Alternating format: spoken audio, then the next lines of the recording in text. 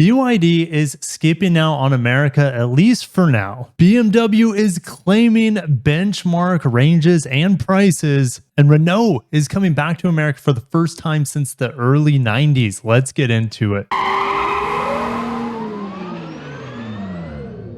Welcome to the channel. My name is Kirk. If you're new, this is Kirky Cars, a channel dedicated to covering electrified industry news.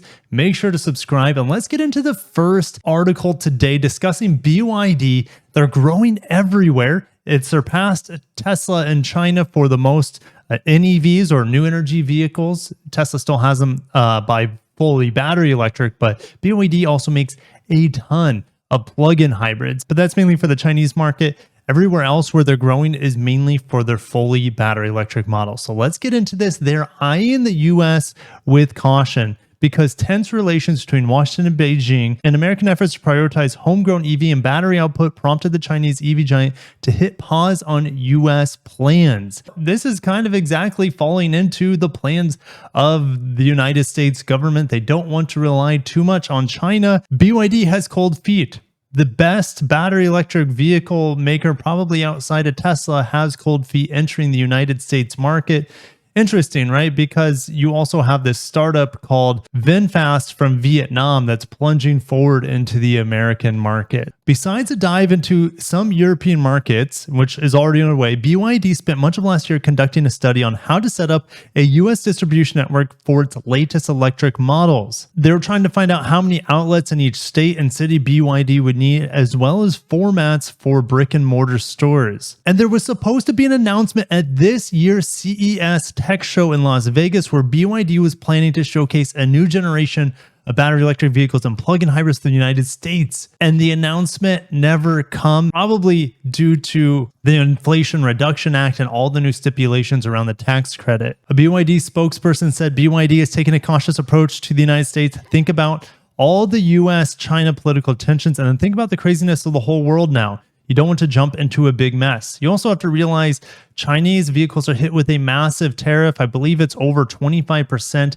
when they're imported to the United States. So Polestar, for example, the Polestar 2, and I think the first batch of Polestar 3 vehicles are built in China, so they have to cough up that 25% import tax. One of the BYD sources said who would start selling cars with this $7,500 disadvantage. Now, if you add up BYD's plug-in hybrids as well as their battery electric vehicles, they sold 1.86 million last year. Tesla had 1.3 million. And their battery electric vehicle sales in China increased 184% in 2022 over 2021. So BYD, even though America's not on the plate right now, they have expanded already to many countries: Australia, Britain, Brazil, Costa Rica, Germany, Japan, Mexico, and Singapore. Berkshire Hathaway also has a massive stake in them, and they're shooting for more than 3 million cars and light truck sales a year worldwide. They're more than halfway there already. Tesla likes to talk about vertical integration. BYD has them beat here.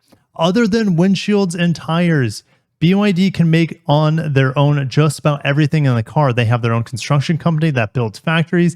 BYD's costs are about 20 to 30% lower than Toyota's. You got to remember, Toyota and BYD have a joint venture in China, so Toyota knows very well how they're behind not only with Tesla, but with BYD, who they're in partnership with. The high-level vertical integration in its battery supply chain gives it a clear cost advantage over similar car makers, an enabler for rapid expansion both within and outside of China. And one of the BYD spokespersons says America is still going to be a key part of its global push strategy. I don't know when that would happen. Maybe by 2030, we could start seeing BYDs enter into America. Everyone else is going to be caught up by then in terms of technology and probably cost reduction. So let's move on to the next one.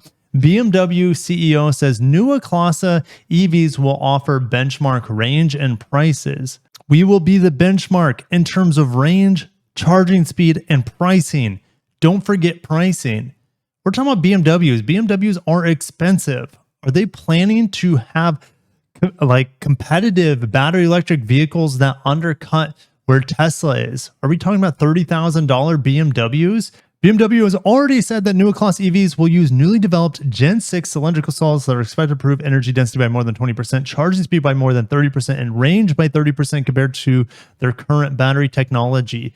This seems even more impactful than even Tesla's 4680 batteries that are made with Panasonic. Cells will be 50% cheaper to build and installed straight into the battery pack, eliminating the module layer. These will use nickel-based chemistry with reduced cobalt. Cobalt is the big red flag with battery electric vehicles, as we know human rights issues are going on inside of Africa. Now, we don't have any official vehicles specs, but in 2022, BMW said the 800-volt Neue Klasse platform, they told this to Car Magazine, outputs ranging from 268 horsepower to over 1,300 horsepower, rear-wheel drive, all-wheel drive configurations, up to 4 electric motors, so 1 per each wheel, batteries ranging from 75 kilowatts to 150 kilowatt hours, and driving range up to 621 miles or 1,000 kilometers, but that would probably be on the WLTP range, so probably still over 500 miles of range when you get to America. But when you have a 150 kilowatt hour battery,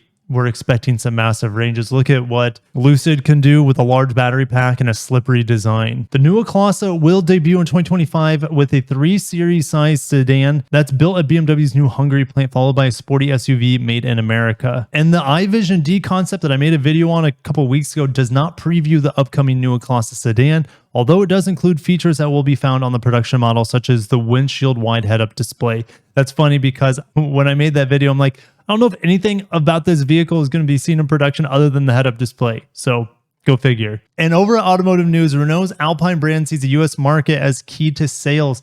Renault and Nissan are trying to figure out their messed up relationship. Renault is working with Geely now, who is owner of, let's say, Zeekr. Well, it's a Chinese luxury brand, and over in China, of course, Polestar and Volvo.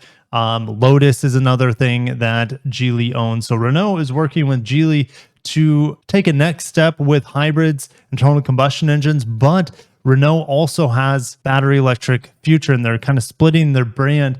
They also want to work with Nissan with this battery electric platform, even though Nissan might not be all on board with it. So they're planning to sell Alpine vehicles. Alpine has just been resurrected these past few years with this vehicle right here.